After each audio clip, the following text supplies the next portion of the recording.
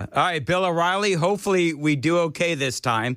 Yeah, Dan, you got to pay those phone bills. You know, you get behind on those things. Yeah, no, I get it. But you left off, 'cause I'm truly fascinated by this. You sat next to Donald Trump at Yankee Stadium here on 9/11 a couple of days ago. So talk about how that came about. And what did you and the president talk about?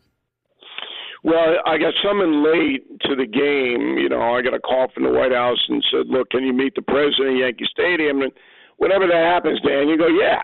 I mean, come on. If you're a patriotic American, and 4 presidents have asked my counsel, and I provide it. I don't offer it unsolicited. They ask me questions, I answer honestly. So on that night, it was reaction to Charlie Kirk's assassination and Putin. So I gave him a copy of Confronting Evil, my new book, with Putin on the cover, along with Hitler, Mao, and the Ayatollah. And I said, look, you might want to peruse this chapter on Putin, because it'll tell you things you don't know about him.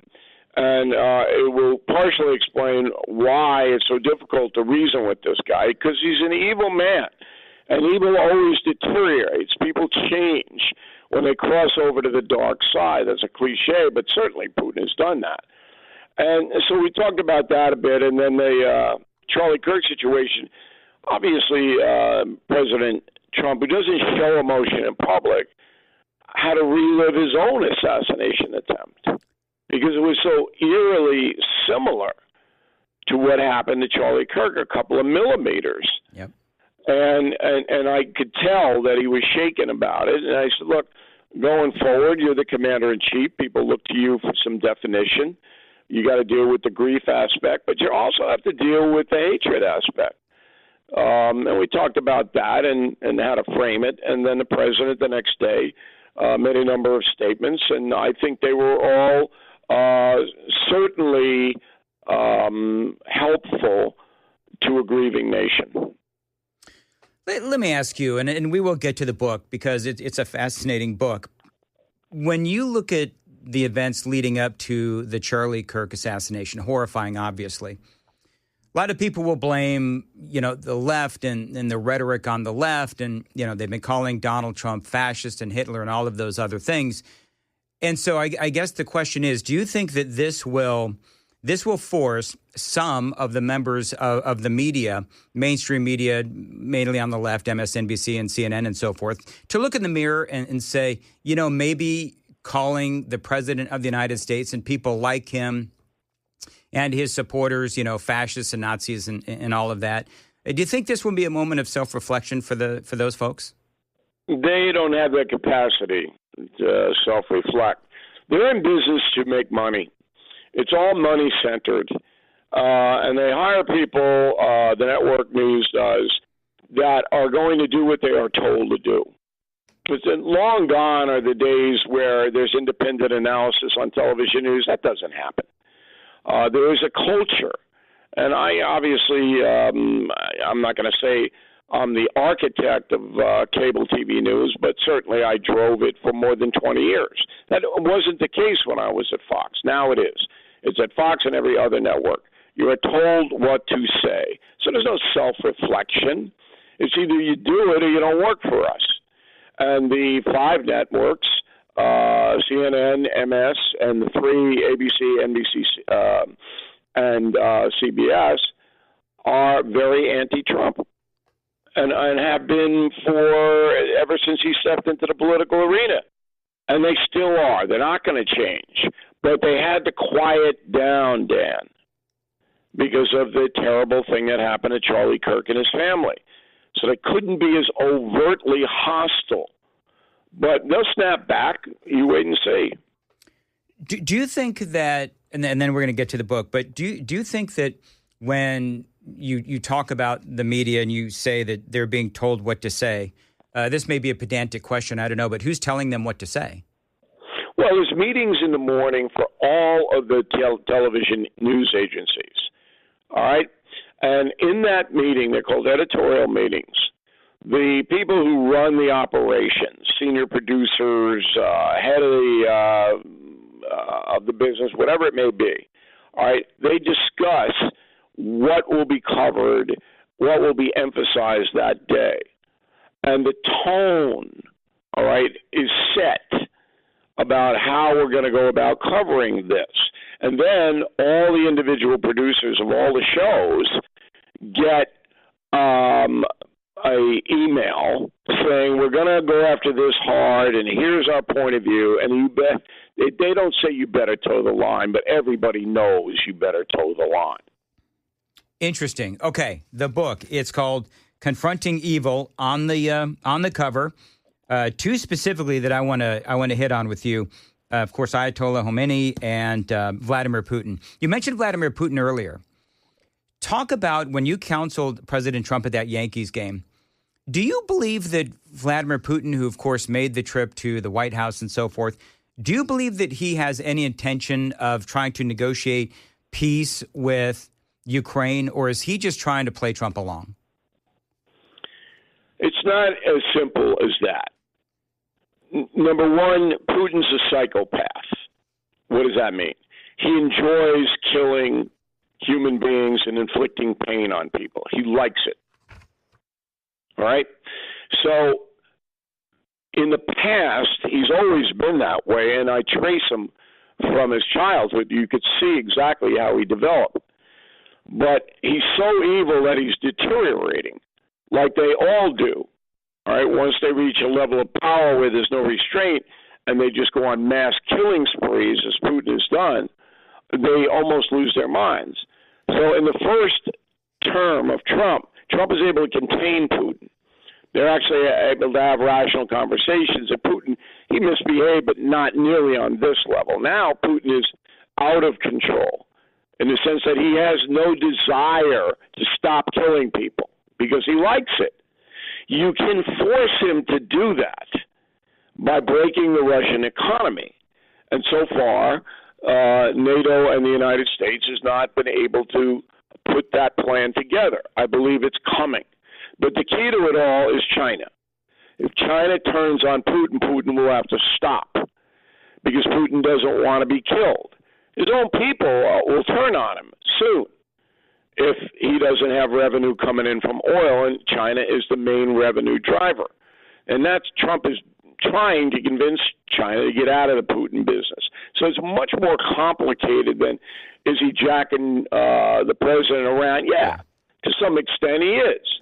But that's not the most important thing. The most important thing is that this man is pure evil, and he doesn't care how many people suffer, die, his own people. He's run up a casualty count of more than 1 million of Russians.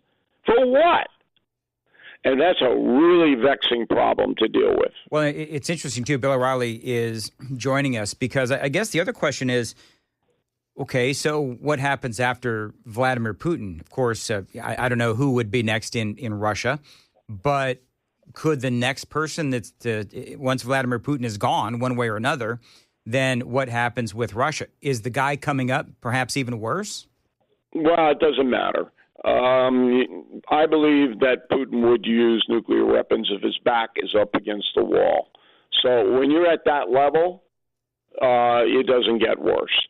If Putin suddenly gets run over by a truck, the military will pretty much run that country.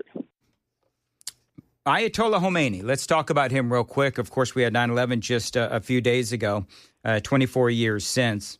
And I know that these are not in any particular order, but you've got Ayatollah Khomeini in here just before Vladimir Putin. He is chapter 10. Talk about confronting evil, the evil that was Ayatollah Khomeini. And, was there one thing that all of these folks had in common, like maybe a character trait that they had in common that led to their evil nature? Well, they all evolved into monsters in different ways, but two things drive evil: money and power. And you can see it across the board. The Ayatollah Khomeini is responsible for millions of deaths all over the world because without him, there would not have been a 9/11. Mm-hmm. All right, Iran is the head of the snake. Now, it's not nearly as powerful as it used to be because Trump went in and, said to them basically, if you don't knock it off, the next bomb is going to drop on your head. Okay, but the Ayatollah Khomeini set up a system of worldwide terrorism, and we all know what the result of that was. But in addition, he terrorized his own people, the Persian people, who allowed him to take power. So they're not guiltless. It's just like Nazi Germany. The Germans allowed Hitler to do it. And Russia's a little more complicated. China's a little more complicated. But in Germany and Persia, Iran, people said, all right, come on in. We don't care what you do. All right, this is what you get. So I put the Ayatollah in there to remind everybody that this jihad, this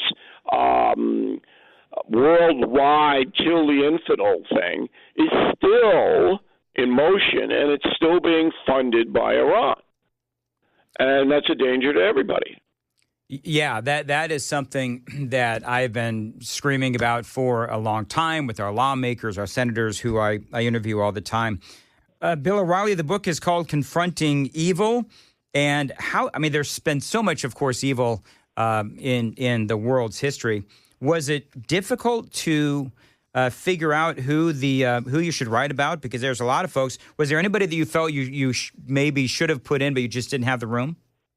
I studied it pretty intensely. There's 15 people in there. So drug cartels, slave traders, robber barons. You know what? I don't mean to interrupt Bill O'Reilly, but you talk about the drug cartels. That is something that we have spoken about a lot on this show. You know that Donald Trump, he wants to designate Antifa as a terrorist organization. Where does Antifa play into all of this with, as you write about confronting evil? Where would you put Antifa in all of this? I don't think they're up there with the drug cartels, but eventually they could. Well, there's no central organization for Antifa. These are just individual anarchists that gather together through social media and attack buildings and does stuff like that. So there's no real group like there is with the drug cartels.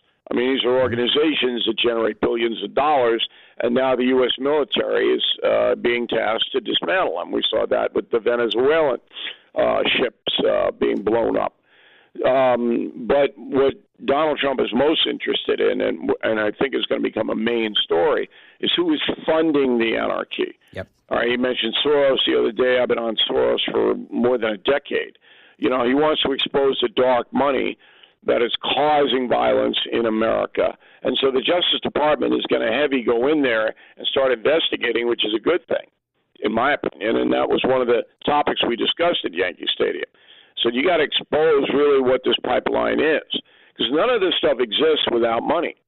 You need an enormous amount of money to kill people, wage war in Ukraine, enormous amount of money to fund Hamas, Hezbollah, and all of that. And in the United States, there is big money going into radical progressive organizations to try to change this country, and that needs to be exposed. I know that because I've been watching you for years, sir, and I know that you've been on George Soros for a long time now. Of course, right. You've got his sons that are in the mix as well. Is there enough proof to go after them and utilize RICO charges and all those kinds of things? Do you think that they'll ever be able to take down Soros for the funding that he's been doing to here in America? No. Soros is way too shrewd. He's got lawyers that stay within the law. But that's not the most important thing. The most important thing is to explain to the American public what is actually happening here. So I don't think Soros is stupid enough, particularly with the 50 lawyers he's got working for him, to violate any law. So I don't think that it's a very tough RICO case to make against him. But that doesn't mean you shouldn't investigate and see what's happening. Hold congressional hearings. Let the folks know. That's the worthiness of the effort. Bill O'Reilly, the book is called Confronting Evil, and I got to tell you, it's always such a pleasure to have you on, and I hope that you'll return for your next book. I hope to be for that, Dan. Thank you for having me back, and hello to everybody in Tennessee.